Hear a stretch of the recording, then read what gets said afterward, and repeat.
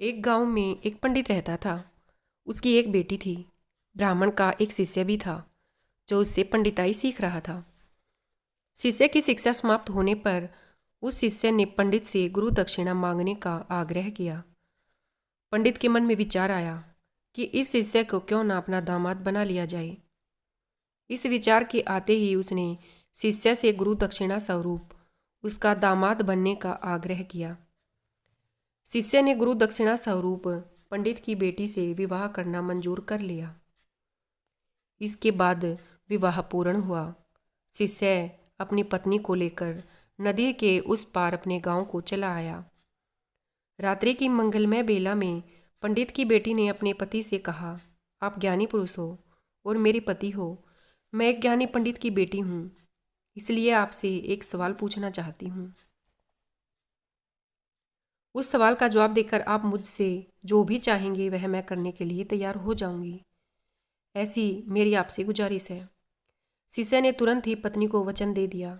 पत्नी ने सवाल पूछा कि बताओ, पाप का बाप कौन है? शिष्य ने रात भर सभी पोथी पुराण खोलकर पढ़कर देखे,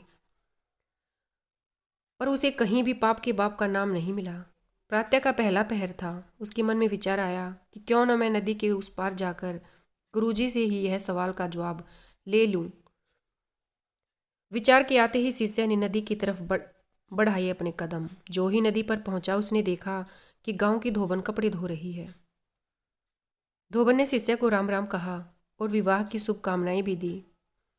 धोबन ने पूछा कि छोटे पंडित, आप कहाँ जा रहे हो? शिष्य ने कहा, मैं नदी के उस पार अपने गुरुजी के दर्शन के लिए जा रहा हूँ।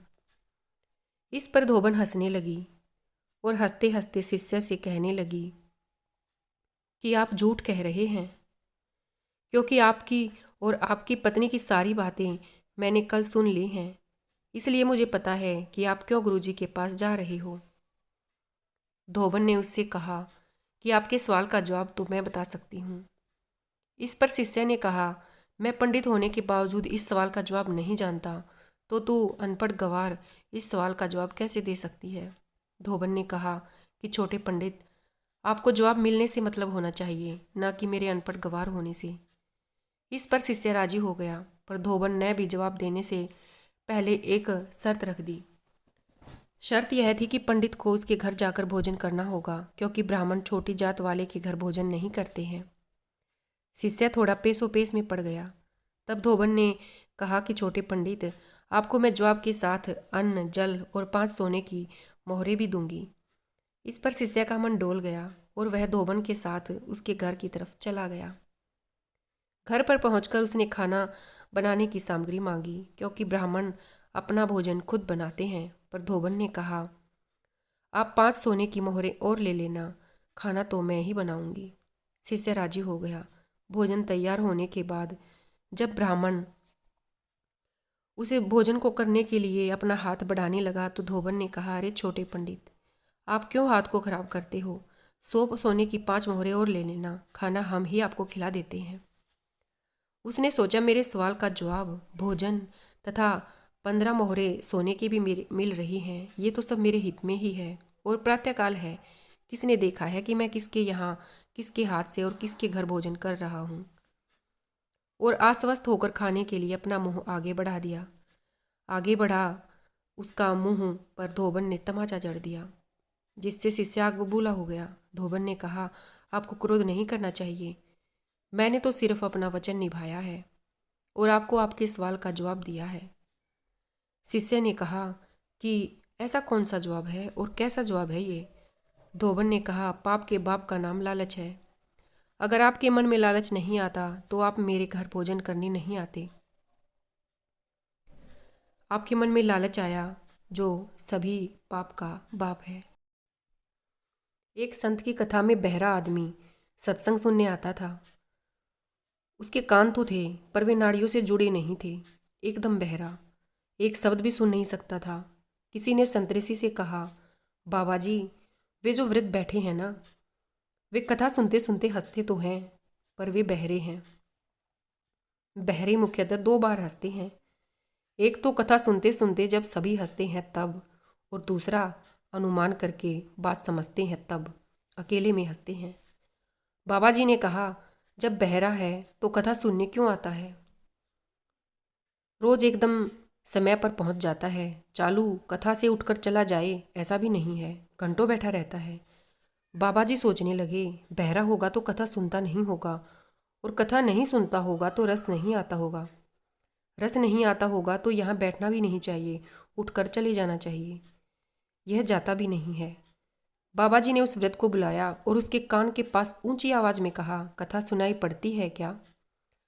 उसने कहा, क्या बोले महाराज? बाबा जी ने आवाज और ऊंची करके पूछा, मैं जो कहता हूँ क्या वह सुनाई पड़ता है? उसने कहा कि क्या बोले महाराज? बाबा जी समझ गए कि यह नितांत बहरा है। बाबा जी ने सेवक से कागज कलम मंगाया और लिखकर पूछा। वृद्ध ने कहा, मेरे कान पूरी तरह से खराब हैं, मैं एक भी शब्द नहीं सुन सकता हूँ। कागज कलम से प्रश्नोत्तर शुरू हो गया। बाबा जी लिखते हैं, फिर तुम सत्संग में क्यों आते हो? तब वह वृद्ध व्यक्ति कहता है, सुन तो नहीं सकता हूँ, लेकिन यह तो समझता हूँ कि ईश्वर प्राप्त महापुरुष जब बोलते हैं तो पहले परमात्मा में डुबकी मारते हैं।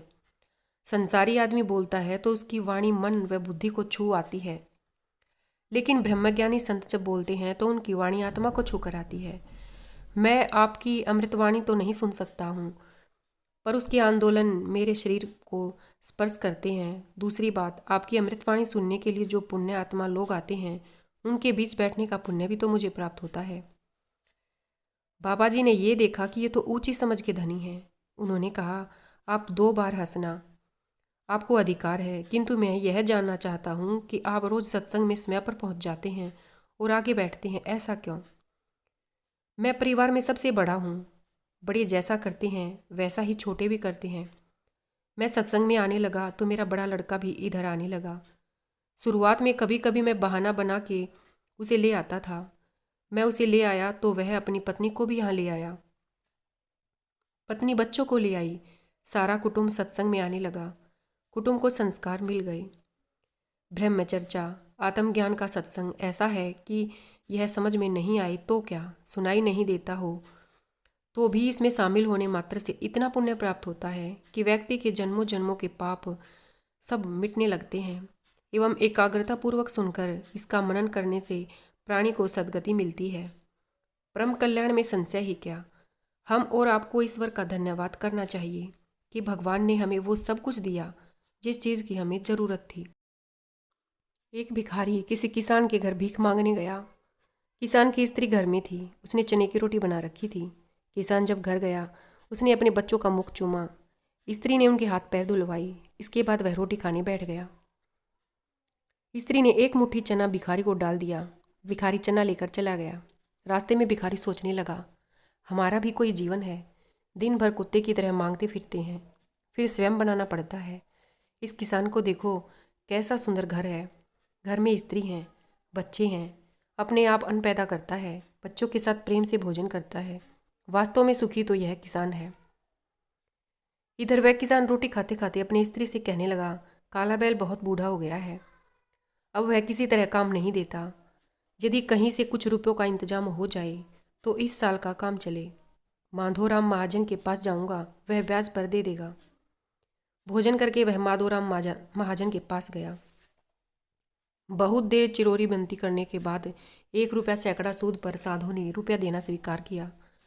एक लोहे की तिजोरी में से माधोराम ने एक थैली निकाली और गिनकर रुपये किसान को दे दिए। रुपये लेकर किसान अपने घर को चला। वह रास्ते में सोचने लगा, हम भी कोई आदमी हैं, घर में 5 रुपये भी नगद नहीं। कितनी चिरोरी करनी पड़ती है, कितनी विनती करनी पड़ती है, तब जाकर रुपये मिले हैं। माधो कितना धनी है, उस पर सैकड़ों रुपये हैं। वास्तव में सुखी तो यह माधोराम ही है। माधोराम छोटी सी दुकान करता था। वह एक बड़ी दुकान से कपड़े लेकर आता था और उसे बेचता था। दूसरे दिन माधोराम कपड़े लेने गया। वहाँ सेठ श्याम की दुकान से कपड़ा लिया। वह वहाँ बैठा ही था कि इतनी देर में एक तार आया। कोई बम्बई का था, कोई कलकत्ते का। किसी में लिखा था 5 लाख का मुनाफा हुआ, किसी में लिखा था 1 लाख का मुनाफा हुआ। माधो महाजन यह सब देखता रहा। कपड़ा लेकर वह चला आया। रास्ते में सोचने लगा, हम भी कोई आदमी हैं। 100-200 जुड़ गए, महाजन कहलाने लगे। सेठ श्याम कैसे हैं? एक दिन में लाखों का फायदा। वास्तव में सुखी तो ये हैं। इधर श्याम सेठ बैठा ही था कि इतने ही में तार आया कि 5 लाख का घाटा हुआ। वह बड़ी चिंता में था कि नौकर ने कहा, आज लाट साहब जी बहादुर सेठ के यहाँ दावत है, आपको जाना है, मोटर तैयार है। सेठ श्याम मोटर पर चढ़कर बहादुर की कोठी पर चला गया। वहाँ सोने चांदी की कुर्सियाँ पड़ी थी। बहादुर जी से कलेक्टर कमिश्नर हाथ मिला रहे थे। बड़े बड़े सेठ खड़े थे। वहाँ सेठ श्याम को कौन पूछता, वे भी एक कुर्सी पर जाकर बैठ गया। लाट साहब आए, बहादुर से हाथ मिलाया, उनके साथ चाय पी और चले गए।